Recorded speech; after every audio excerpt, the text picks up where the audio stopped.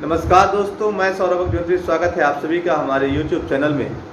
आज हम बात करेंगे मध्य प्रदेश के साहित्यकार और उनकी रचनाओं के बारे में। अब जब भी हम साहित्यकार और उनकी रचनाओं के बारे में बात करें तो उनमें कुछ साहित्यकार ऐसे हैं जिनका नाम कहीं ना कहीं कुछ अलग अलग चीज़ों के लिए जाना जाता है। जैसे कालिदास की बात करें तो कालिदास को भारत का शेक्सपियर भी कहा जाता है। वहीं अगर हम बात करें केशवदास, तो केशवदास को कठिन काव्य का प्रेत भी कहा जाता है। अब कालिदास की बात करें तो कालिदास ने कई सारी किताबें लिखी हैं। उसके अलावा अगर भावभूति की बात करें तो इनकी तुलना कवि मिल्टन से की जाती है, यानी भारत का मिल्टन भी इनको कहा जाता है। और यहीं पे अगर एक क्वेश्चन आ जाए कि हृदयहीन कवि के नाम से किसे जाना जाता है, तो केशवदास को हृदयहीन कवि के नाम से भी जाना जाता है। तो जब भी हम साहित्यकार की बात करें मध्य प्रदेश की, तो यहाँ पे साहित्यकारों को 3 भाग में डिवाइड करना है। पहला प्राचीन कालीन साहित्यकार, दूसरा आपको मध्यकालीन साहित्यकार और तीसरा आपको याद रखना है आधुनिक कालीन साहित्यकार।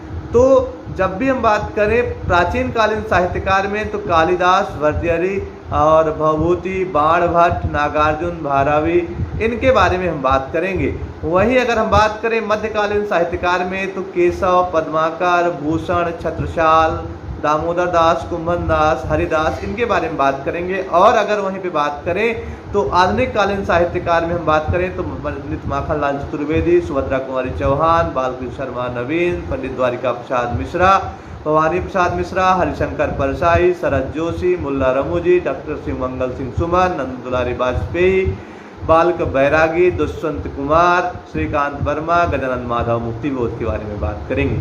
आपके लिए ये महत्वपूर्ण तब आएगा जब आपके मेंस में कभी क्वेश्चन आ जाए कि मध्य प्रदेश के साहित्यकार का वर्णन कीजिए, तो आप वहाँ पर फिर 3 भाग में डिवाइड करके इनकी रचनाएं लिख दीजिएगा, वर्णन हो जाएगा। ठीक है, 5 नंबर में जब आएगा। लेकिन यहाँ पर आपको साहित्यकार और उनकी रचनाएं जब भी आप पढ़ना पड़ेगा। तो सबसे पहले आज हम देखते हैं साहित्यकार में कालिदास। तो कालिदास ने कुल मिलाकर के 7 रचनाएं की हैं, जिसमें से उनकी रचनाएं हैं अभिज्ञान शाकुंतलम, विक्रमोर्वशीयम, मालविकाग्नि, ऋतुसंहारम, मेघदूतम, कुमार संभवम और रघुवंशम। तो मैंने कालिदास की 7 रचनाएं बताई हैं। कौन कौन सी? तो आपको अभिज्ञान शाकुंतलम, विक्रमोर्वशीयम, फिर कुमार संभवम, मालविकाग्निमित्रम, मेघदूतम, रघुवंशम और ऋतुसंहार। एक क्वेश्चन आएगा कि जो कुमार संभव है कालिदास जी का, वो संस्कृत का महाकाव्य है जिसमें शिव पार्वती के विवाह, कुमार कार्तिकेयन के जन्म के साथ तारकासुर वध की कथा का वर्णन है। क्वेश्चन पूछ सकता है कालिदास की किस रचना में तारकासुर बात की गई है। उसके अलावा क्वेश्चन पूछ सकता है कि किस रचना में कुमार कार्तिकेयन के जन्म की कहानी प्रदर्शित की गई है। वहीं अभिज्ञान शाकुंतलम की अगर बात करें तो यहाँ पर राजा दुष्यंत और शकुंतला की प्रणय गाथा के बारे में चर्चा की गई है। और यहाँ पर दूसरे हैं आपके भर्तृहरि। तो भर्तृहरि की जो रचनाएं हैं शतक से याद रखना है, नीति शतक, श्रृंगार शतक और वैराग्य शतक। ठीक है, राजा भर्तृहरि जिनका संबंध उज्जैन से था। फिर भवभूति, तो भवभूति की रचनाएं आपको ध्यान रखना है, महावीर चरित, उत्तर रामचरित, मालती माधव। कौन कौन सी? उत्तर रामचरित, मालती माधव और महावीर चरित। उसके बाद बाणभट्ट।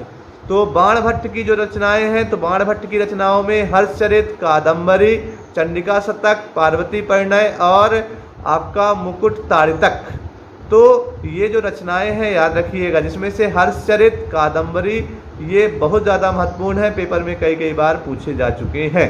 फिर हम बात करेंगे केशवदास। तो केशवदास की रचनाएं जो हैं रामचंद्रिका, जहांगीर जस चंद्रिका, वीर सिंह देवचरित, रसिक प्रिया, कवि प्रिया, विज्ञान गीता, नखशिख, छनवाला, रतन वामनी। कौन कौन से कहे हैं? रामचंद्रिका, जहांगीर जस चंद्रिका, वीर सिंह देवचरित, रसिक प्रिया, कवि प्रिया, विज्ञान गीता, नखशिख, छनवाला और रतन वामनी। ठीक है, इसमें रसिक प्रिया और कवि प्रिया कई बार पूछी जा चुकी हैं और जहांगीर जस चंद्रिका भी। और केशवदास का संबंध ओरछा निवाड़ी से था। फिर बात करें भूषण की, तो भूषण की रचनाएं जो हैं तो शिवराज भूषण, शिवा वामनी, छत्रसाल दशक, भूषण उल्लास, भूषण हजारा, ये उनकी कुछ रचनाएं हैं। फिर पद्माकर की अगर बात करें तो पद्माकर रचनाएं हैं हिम्मत बहादुर बिरदावली, प्रताप सिंह बहादुर बिरदावली, जय सिंह बहादुर बिरदावली, गंगा लहरी, यमुना लहरी, प्रबोध पचासा और राम रसायन, ये उनकी कुछ रचनाएं हैं, जिसमें से प्रबोध पचासा और राम रसायन इनकी पूछी जाती है। उसके बाद बात करें माखनलाल चतुर्वेदी की, तो माखनलाल चतुर्वेदी की जो रचनाएं हैं उनमें हिम किरीटनी, हिम तरंगणी, युग चरण, समर्पण, पाँव पाँव, अमीर इरादे, गरीब इरादे, कृष्ण अर्जुन, नाटक साहित्य देवता, समय के पाँव, रंगों की होली, इसमें से हिम किरीटनी, हिम तरंगणी, युग चरण, समर्पण ये कई बार पूछे जा चुके हैं। फिर हम बात करें डॉक्टर शिवमंगल सिंह सुमन की, तो डॉक्टर शिवमंगल सिंह सुमन जो है इनकी रचनाओं में आपको हिल्लोल बहुत ज़्यादा महत्वपूर्ण है, जीवन के गान, मिट्टी की बारात, विश्वास बढ़ता ही गया पर आंखें नहीं भरी, युग का मोल और प्रलय सृजन, विंध्य हिमालय, ये इनकी कुछ रचनाएं थीं। फिर सुभद्रा कुमारी चौहान की बात करें, एमपीपीएससी में इनकी रचनाएं 2 बार पूछी जा चुकी हैं, जिसमें से बिखरे मोती, आपको ध्यान रखना है, मुकुल, त्रिधारा, सीधे साधे चित्र, सभा के खेल, वीरों का कैसा हो, बसंत और उन्मादनी, इनकी कुछ रचनाएं हैं जो कि बहुत महत्वपूर्ण, जिसमें से बिखरे मोती पूछा जा चुका है, मुकुल पूछी जा चुकी है। उसके बाद शरद जोशी व्यंग्यकार हैं, जिसमें से जीप पर सवार इल्लियाँ, राह किनारे बैठ, यथासंभव, दूसरी सतह, फिर किसी बहाने, अंधों का हाथी, एक था गधा, मैं और केवल मैं, ठीक है, जिसमें से फिर किसी बहाने, अंधों का हाथी और जीप पर सवार इल्लियाँ कई बार पूछी जा चुकी हैं। फिर अगले हैं हरशंकर परसाई, व्यंग्यकार हैं, बहुत ही प्रमुख इनकी एक रचना है रानी नागफनी की कहानी, तट की खोज, भूत के पांव पीछे, शिकायत मुझे भी है, विकलांग, श्रद्धा का दौर, हंसते हैं रोते हैं। उसके अलावा आपको इनकी एक बहुत ही महत्वपूर्ण रचना है तब की बात और थी, और एक बहुत फेमस रचना है ठिठुरता हुआ गणतंत्र, ठीक है, तो ठिठुरता हुआ गणतंत्र, शिकायत मुझे भी है, रानी नागफनी की कहानी, हंसते हैं रोते हैं, ये बहुत महत्वपूर्ण है, याद रखिएगा। उसके बाद गजानन माधव मुक्तिबोध की एक बहुत ही महत्वपूर्ण रचना है चांद का मुंह टेढ़ा, ठीक है, भूरी भूरी खाक, धूल, एक साहित्यिक की डायरी, नई कविता का आत्मसंघर्ष, नए साहित्य का सौंदर्य शास्त्र, ये उनकी कुछ महत्वपूर्ण रचना है। फिर बालकृष्ण शर्मा नमीर की बहुत ही फेमस रचना है उर्मिला, ठीक है, हम विष पाए जन्म के। फिर स्तवन, कुमकुम, रश्मि रेखा, अपलक, विनोबा, ये उनकी कुछ महत्वपूर्ण रचना, जिसमें से उर्मिला पूछी जा चुकी है, कुमकुम पूछा जा चुका है।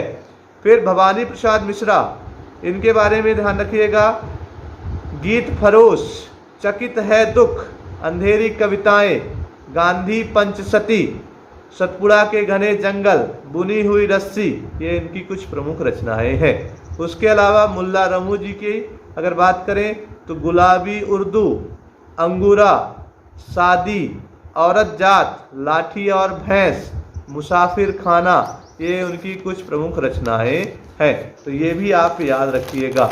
फिर उसके बाद अगर हम बात करें तो यहाँ पर सबसे ज़्यादा महत्वपूर्ण है कालिदास की कुछ रचनाएं, सुभद्रा कुमारी चौहान, बालकृष्ण शर्मा नवीन, केशव दास, भर्तृहरि और पंडित माखनलाल चतुर्वेदी जी की कुछ रचनाएं हैं जो कि बहुत ज़्यादा महत्वपूर्ण है। यहीं पे कभी कभी क्वेश्चन इनसे संबंधित समारोह भी पूछ देता है कि केशव जयंती समारोह कहाँ मनाया जाता है, तो ओरछा में मनाया जाता है। वहीं सुभद्रा कुमारी चौहान स्मृति समारोह जबलपुर में, बालकृष्ण शर्मा नवीन समारोह शाहजहाँपुर में, पद्माकर सागर में, तो ऐसे कुछ याद रखना है आपको, ठीक है। तो ये सारी रचनाएं आप इसको एक बार देख लीजिएगा, ठीक है, और इनको नोट कर लीजिएगा, साथ ही साथ इनको बार बार पढ़िएगा जिससे पेपर में गलत ना हो, और हमारे चैनल को सब्सक्राइब जरूर करिएगा। ठीक है, ख्याल रखिए अपना, धन्यवाद।